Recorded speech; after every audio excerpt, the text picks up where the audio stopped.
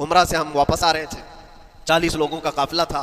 Airport पर पहुंचे, बहुत ताखीर हो चुकी थी और फ्लाइट का वक्त बहुत कम रह गया था। और हाजी लोग माशाल्लाह जाते हैं तो खूब भर भर करके सामान भी लेते हैं, क्या क्या सामान थे सबके पास। और हमारा बार बार जाना आना होता है, मैं कभी कोई ज़्यादा चीज़ें रखता नहीं। हम तो आगे निकले, ग्रुप पूरा था और सारे लोग सामान लेकर खड़े थे। वक्त गुजरता गया, फ्लाइट जहाँ चेक इन हो रहा था सामान, उन्होंने कहा कि 25 किलो से ज़्यादा का अलाउड नहीं है। और यहाँ 40-40 किलो लेकर बैठे हुए थे। मेरा तू थोड़ा सा ले ले, तेरा तू थोड़ा सा ले ले, एक दूसरे को पेश कर रहे हैं। 3-4 लोगों ने तो मुझे पकड़ाया कि आपके पास सामान कम है मुफ्ती साहब, आप थोड़ा सा हमारा ले लो। जिसका ले सकते थे ले लिया। फिर उसके बाद 1 घंटे से कम टाइम बचा था, उन्होंने काउंटर क्लोज कर दिया। मैंने देखा 20 से 25 हाजी ऐसे हैं जिनका सामान बिखरा हुआ है और क्या ले जा सकते हैं हाथ में, वो भी 7 किलो 8 किलो इतना ही था।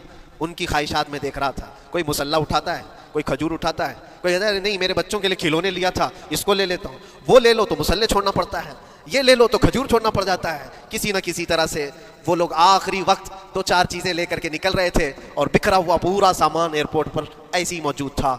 1-2 किलो नहीं, कितने किलो का सामान छोड़ करके यूं ही आना पड़ा। या तो फिर फ्लाइट के सफ़र पे जाओ या सामान में लगे रहो, 2 ही ऑप्शन थे।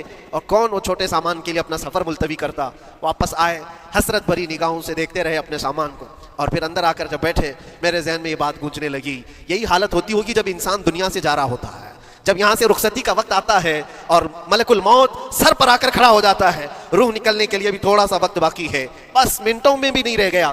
जब उसको नजर आता है, अब ये सोचता है इतनी नमाजें बाकी रह गई, इतनी ज़कात भी रह गई, हज भी था और भी कुछ चीज़ें किसी के देने के बाकी थे, कर्जे भी थे। किस चीज़ की नसीहत करूं, किस चीज़ की वसीयत करूं। फलां जगह एक घर खरीद करके उसके डॉक्यूमेंट तो वहां रखा था, बेटे को भी नहीं बताया, बेटी को भी नहीं बताया, पता नहीं किसके हाथ लग जाएगा। ये ख्वाहिशात घूमती रहती है, वो किसी को बता भी नहीं पाता। इधर मलकुल मौत रूह निकाल कर निकल पड़ती है। ये इंसान की शॉर्ट लाइफ है।